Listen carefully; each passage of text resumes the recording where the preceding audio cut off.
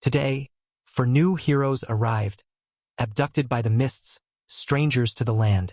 Shortly after arriving in Barovia, while getting accustomed to the local food and especially the drinks, at the tavern The Blood on the Wine, something happened that, to us locals, is natural but greatly surprised these so-called heroes. An attack at nightfall. Some of the nearby castle's gargoyles abducted 3 passers-by.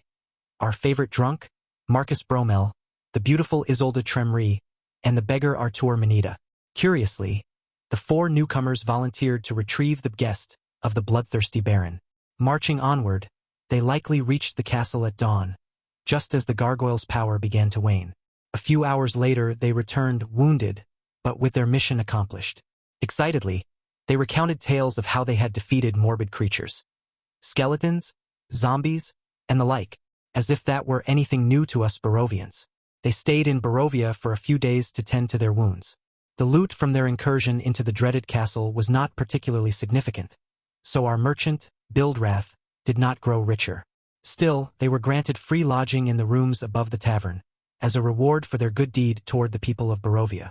One evening, one of them, the dwarf, who had actually arrived a few days before the rest of the group, ended up confessing something dreadful as they drank heavily before dinner. He had arrived with his brother. They both ventured into the castle, but only one returned. They were attacked by a massive gray werewolf, with eyes as black as the night and fangs like daggers.